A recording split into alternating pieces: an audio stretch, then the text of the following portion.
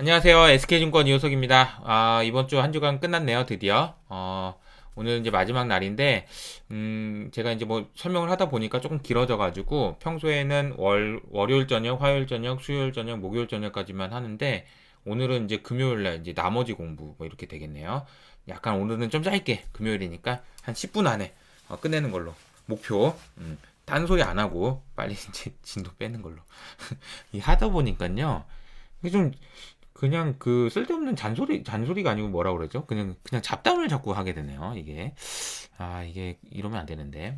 어쨌든 자 지금 합시다. 오늘은 제가 이제 그 제목을 누군가는 먼저 답을 알고 있다면 요런 제목입니다. 답안지 유출 사건이에요. 일명 답안지 유출 사건. 그리고 AI가 등장합니다. 이거 어떤 내용인지 좀 궁금하실 것 같은데 설명을 드려볼게요. 여기 좀 글씨가 좀 너무 작아서 잘 안 보이실 텐데 제가 한번 읽어드릴게요.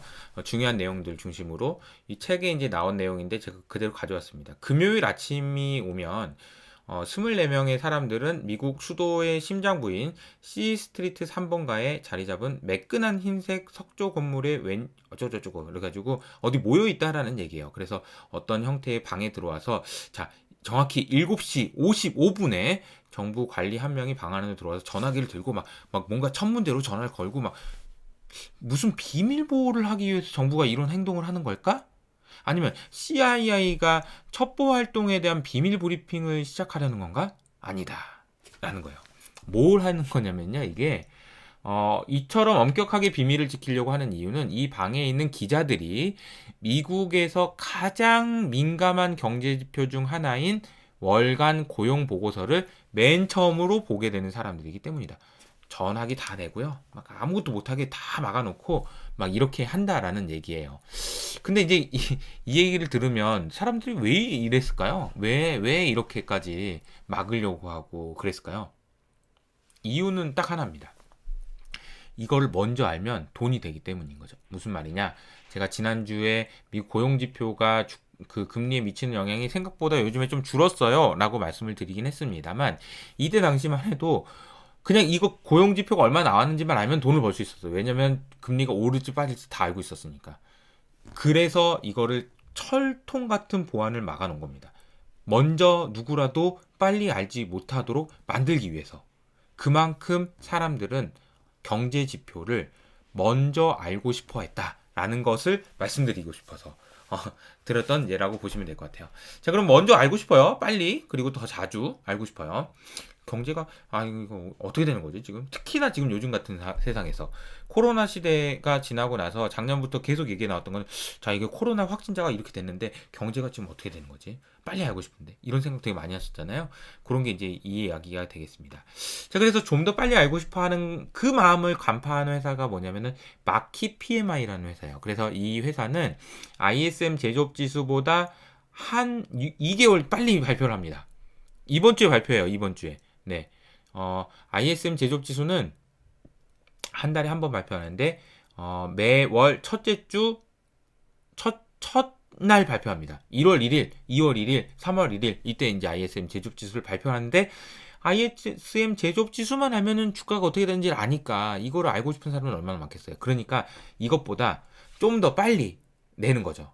2개월 얘네는 마켓이라는 애는 그 15일 전에 한번 내고 1월 1일에 또 냅니다. 그리고 1월 15일날 또 내고 그냥 막 엄청 열심히 하는 거죠. 그냥 사람들한테 조사해가지고 그러다 보니까 야 ISM은 한 달에 한 번인데 마켓은 한 달에 두 번이야. 이런 식으로 되다 보니까 이제 마켓이라는 회사가 유명해지고 하면서 이 주가가 이런 식으로 움직였다. 많이 올랐다라는 겁니다. 그만큼 사람들이 경제 지표를 먼저 알고 싶어하는 욕구들이 굉장히 강했다라는 얘기를 이제 뭐 밑에 깔고 시작합니다. 그래서 어쨌다는 얘기냐? 그런데요. 최근에 나타나는 현상은 조금 재미있는 현상이 나타납니다. 자, 미국 제가 이제 중요하다고 생각하는 지표가 ISM 제조업 지수, 그다음에 이제 고용 지표라고 말하고 소비 지표, 소비 심리 지수 중요하다고 말씀드렸었는데 소비 심리 지수에 대한 설명을 안 했었거든요. 근데 이제 미시간 대학교에서 발표하는 소비자 심리 지수라는 게 있습니다. 이 지수에 대해서 간단하게 설명드리면 미시간 대학교에 다니는 그 대학원생들이 엄청난 삽질을 해서 만드는 지표다라고 설명드릴 수 있을 것 같아요. 무슨 말이냐? 미시건 대학교에 있는 그 대학원생들이 다 매달 발표되는 소비 심리를 발표하기 위해서 조사 대상의 40%는 매달 바꿉니다. 500명한테 보내는데요. 500명한테 그 설문지를 만들어서 보내요. 근데 40%는 바꿔요. 그러니까 이게 얼마나 바꾸는 작업이 힘들겠어요.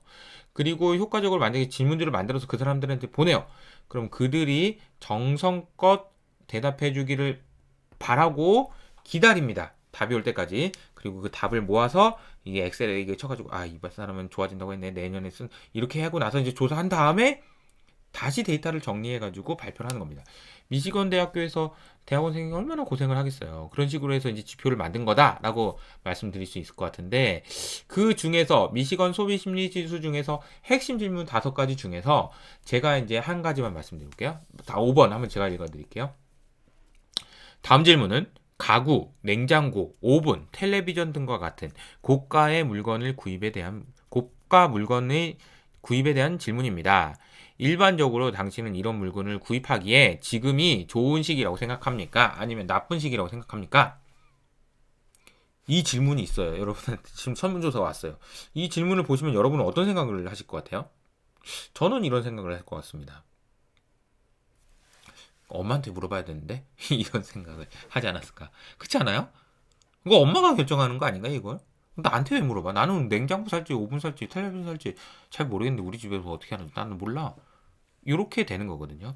그러니까 이제 제가 이 그림, 이게 장황하게 미시건 소비 심리 지수를 어떻게 산출하는지를 설명드린 이유는 뭐냐면요.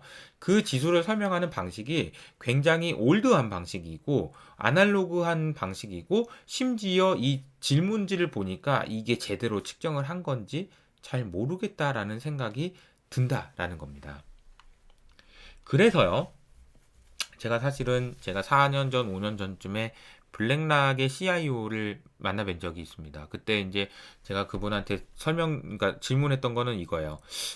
선생님, 선생님이라고 안 했죠. sir, 이래가지고 이제 영어로 이제 안 되는 영어를 가지고 이제 설명을 좀 질문을 드렸는데, 어떤 경제 지표를 제일 중요하게 생각합니까? 라고 질문을 드렸어요. 그랬더니, 그분이 저한테 하신 말씀이 있습니다. 소비자 심리 지수? 이런 건 안 봅니다. 왜요? 왜요? 왜 안 보세요? 그랬더니, 이거 너무 올드한 데이터잖아요. 올드한 방식이고, 또 언제 그거 취합하고 있는 동안에 다 바뀌는데, 그거 언제 보고 있습니까? 우리는 그런 거 안 봐요. 그러면은 뭘 어떻게 하시는 건데요? 그랬더니 이제 이분이 얘기하신 게 뭐냐면, 우리 회사에는 블랙락이 엄청 큰 회사잖아요. 한 40명에서 50명 정도의 AI 전문 인력이 있어서 박사급 그분들이 경제를 AI로 예측합니다. 근데 어떻게 하는 건데요?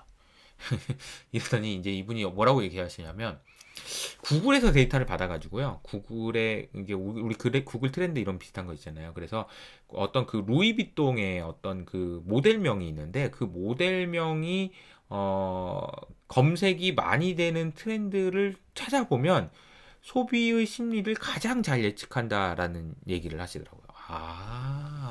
그러니까 왜 루이비통이 그 모델이야? 그는 몰라. 자기도 그냥 AI를 돌려보니까 이게 제일 핵심 그 지표라는 걸 알게 된 거지. 얘가 왜 그런지 몰라. AI가 그렇다고 한 거야. 그래서 이제 그런 식으로 설명을 한다라는 거죠. 근데 그 지표는 굉장히 설명력이 강한 게, 예를 들자면 이런 거죠. 자, 여기서 아까 냉장고 말했잖아요. 근데 다음 달에 냉장고를 사람들이 많이 살까 안 살까를 나한테 물어보는 게 아니고, 그냥 구글에 사람들이 검색하는 어떤 냉장고 특정 모델명이 검색되는 추이가 빨라지는지 느려지는지를 보면 제일 잘 알 수 있는 거 아닌가? 왜냐면 냉장고의 어떤 그 모델명을 조회한다라는 얘기는 진짜 살 생각이 있으니까 조회하는 거잖아요. 그죠? 그래서 이런 식으로 데이터를 가지고 경제 지표를 예상하는 방식이 훨씬 더 새로운 방식이다. 올드에서 뉴로 바뀌고 있는 구간이다라는 것을 제가 이제 설명드리기 위해서 장황하게 미시건 대학교 소비심리지수에 대한 설명을 드렸습니다. 지금도 고생하고 계시는 미시건 대학교의 그 조교 여러분, 화이팅 하시고 잠깐 인공위성이 알려주는 경기라는 얘긴데요. 이 그림은 제가 이렇게 설명드릴게요. 오비탈 인사이트라는 회사입니다. 자, 이 얘기가 2년 전부터 이제 제가 소개가 됐던 얘기인데요. 참 이게 대단한 회사입니다. 요 그림에 대해서는 잠깐 잠깐만 그 영상을 보고 오실게요. 어떤 식으로 설명을 하고 있는지. 잠깐만요. 하나, 둘, 셋. Billion barrels of oil storage in more than 25,000 tanks around the world. Never before has it been possible to monitor oil storage at this scale. However, using the latest advancements in machine learning and advanced computer vision, we are able to observe the world's oil stockpiles. 네, 대충 어떤 내용이신지 알겠나요? 그러니까 이 회사는요, 전 세계에 인공위성을 띄워서 인공위성이 전 세계에 있는 오일 탱크를 그림자를 찍는 겁니다. 그래서 그림자 중에서 바깥쪽 그림자 있잖아요. 이 바깥쪽 그림자를 체크를 하게 되면 전체 이 원통이 얼마나 큰 그 원유통인지를 계산할 수 있고요. 이 밑에, 이 뚜껑 밑에 있는 이 안쪽 그림자 있잖아요. 이 안쪽 그림자. 이 안쪽 그림자의 사이즈를 재게 되면 어떻게 되냐면 뚜껑이 이게 올라왔는지 내려왔는지를 알 수 있습니다. 즉, 원유가 여기 가득 차면 뚜껑이 올라가겠죠. 근데 원유를 다 쓰면 어떻게 돼요? 뚜껑이 내려가겠죠. 자, 그러면 원유통의 사이즈를 알고 원유통에 저장되어 있는 석유의 양을 알게 되면 어떻게 되나요? 전 세계에 있는 원유의 재고량을 실시간으로 할 수 있게 됩니다. 이게 진짜 대단한 거죠. 원유 재고 관련해서는 일주일에 한 번씩 EIA에서 발표하는 게 있는데 그 지표 일주일에 한 번씩 기다리는 사람들도 있어요. 그리고 그 지표가 나오면 와, 뭐 유가가 어떻게 될 것 같다. 이렇게 플레이 하시는 분도 아직도 있습니다. 하지만 여기는 어떻게 되냐면 다 알고 있는 거죠. 실시간으로. 그러니까 이 지표, 이 정보를 70개의 헤지펀드와 4개의 정부기관의 데이터를 제공하고 있다고 하는데 그냥 주겠어요? 그냥 돈 받고 말겠지. 그러니까 이 데이터들을 얻지 못하면 사실은 이거를 얻는 사람들, 돈 주고 사는 사람들은 정정당당하게 경제지표가 어떻게 나오는지에 대해서 답을 미리 알고 있다는 얘기입니다. 그거를 제가 이제 설명을 드리기 위해서 오늘 장하게 설명을 드렸다라고 보시면 될 것 같아요. 심지어 이제 구글하고 애플은 구글의 안드로이드 그리고 애플의 iOS가 어디서 켜지는지 위치 정보를 알 수 있잖아요. 그래서 사람들이 얼마나 움직이는지를 다 알 수 있어요. 그래서 공원에는 얼마나 가는지, 식료품점에는 얼마나 가는지 이런 것까지 다 알고 있습니다. 구글하고 애플이 이런 데이터를 가지고 있었습니다만 이번에 정부에서 야 코로나 때문에 대응해야 되니까 빨리 내놔. 그래서 이제 이거 내놓은 게 세상에 공개된 게 구글의 모빌리티 인덱스라고 보시면 될 것 같아요. 이게 지금 경기를 가장 잘 설명하는 게 아닌가 그런 생각이 듭니다. 세상이 많이 변했어요. 경제지표, 경제를 먼저 알고 싶어서 그때 막 감금해가지고 뭐 이렇게 한다는 얘기도 있었지만 그런 세상이 이미 지나는 것 같습니다. 그 지표의 중요성도 많이 떨어진 것 같고요.